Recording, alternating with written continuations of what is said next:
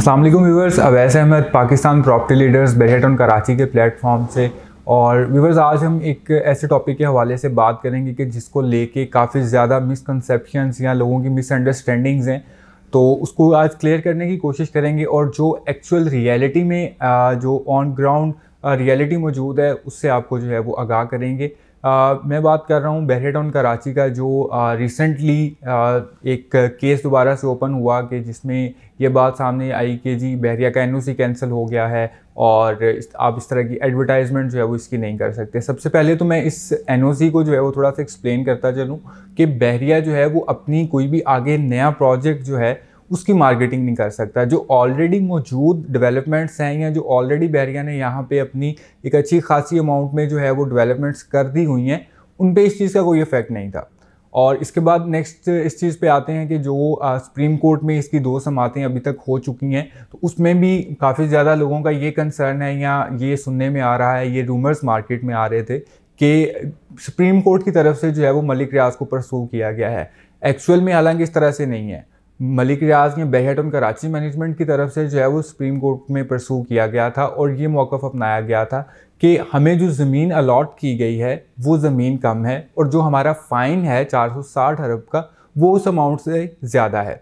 Like कि आपको ज़मीन कम अलॉट हुई है, लेकिन हम जो पेनल्टी है जो 2019 में जब केस स्टार्ट हुआ था तब 460 अरब जो है सुप्रीम कोर्ट की जानिब से कहा गया था कि बहरिया टाउन कराची ने पे करने हैं, वो अमाउंट उस ज़मीन के एवज़ ज़्यादा बनती है। तो उसमें पहली समात में बहरिया ने अपना ये मौक़िफ़ रखा। और सेकंड पॉइंट इसमें जो बहरिया की मैनेजमेंट की तरफ से रखा गया था वो ये था कि जो हमारी सराउंडिंग में सोसाइटीज़ हैं, जिस तरह से DHA है या इसके अलावा और भी लेफ़्ट राइट जो सोसाइटीज़ हैं, वहाँ पे फ़ी एकड़ जो ज़मीन है वो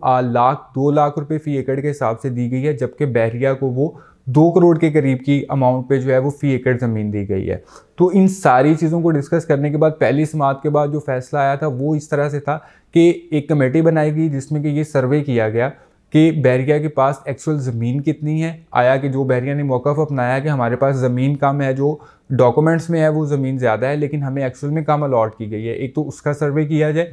और उसमें जब दूसरी समात होती है इसकी, तो उसमें ये चीज़ सामने आती है कि बहरिया के पास जो है वो ऑलरेडी कुछ ज़मीन ज़्यादा है जो अलॉट की गई है। और उसमें प्लस के अभी सेकंड समात के बाद जो एक डिसीजन आया है जिसको कि हम कह लेंगे खुशखबरी भी कह सकते हैं कि बहरिया जो है वो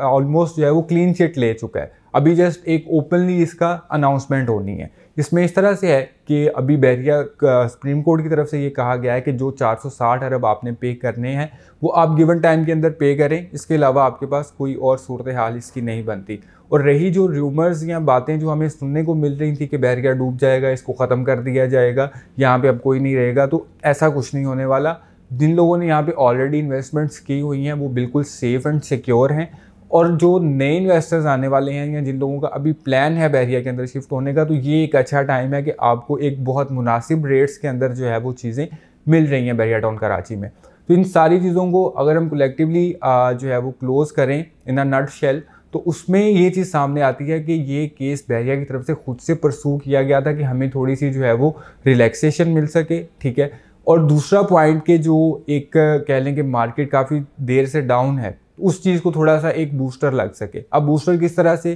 कि आपने देखा होगा कि पिछले कुछ हफ्तों से जब से ये केस दोबारा से रीओपन हुआ है, हमें हर जगह बहरिया टाउन कराची या मलिक रियाज साहब जो है वो डिस्कस होते हुए नज़र आते हैं। वो चाहे आपका सोशल मीडिया हो या मेन स्ट्रीम TV चैनल्स हों, वहाँ पे आपको ये चीज़ें डिस्कस होती हुई नज़र आई हैं। अभी जब एक प्रॉपर डिसीजन आएगा सुप्रीम कोर्ट की तरफ से कि आपको जो है वो क्लीन चिट दी जाती है कि आपका NOC वगैरह उसको बहाल होने का एक नोटिस आ जाता है, और जिस तरह पहले से आपकी इंस्टॉलमेंट्स बनी हुई हैं 460 अरब की, वो पेमेंट आपने उस तरह से करनी है। इस तरह का एक तफसीली फ़ैसला आने के बाद ऑब्वियसली दोबारा से कवरेज भी मिलेगी सोशल मीडिया पे और मेन स्ट्रीम जो हमारे TV चैनल्स हैं वहाँ पे। तो एक ओवरऑल जिन लोगों की इन्वेस्टमेंट्स हैं बहरिया के अंदर, ऑब्वियसली उनका जो एक कॉन्फिडेंस है, एक ट्रस्ट जो है वो बहाल होगा, इनफैक्ट बूस्ट होगा। तो उसके बाद मार्केट में बायर भी आएगा और रेट्स भी जो है वो हमें बेहतर होते हुए मिलेंगे। तो अभी एक आपके पास अच्छा मौका है कि इस टाइम फ्रेम के अंदर आप जो है वो अपनी इन्वेस्टमेंट करके एक लो बजट के अंदर जो है उससे कल को उस प्राइस को मल्टीप्लाई करते हुए प्रॉफिट वहाँ से गेन कर सकते हैं। तो इस टाइम पे अगर रिकमेंडेशन की बात की जाए कि किस प्रॉपर्टी पे जो है वो बाय करना चाहिए, तो ready property is the best time to buy it now. इसमें आप अपार्टमेंट ले लें, चाहे आप विला ले लें, या आप कोई बड़ी कटिंग का 500 गज 1000 गज का प्लॉट ले लें, क्योंकि इस टाइम पे अगर मैं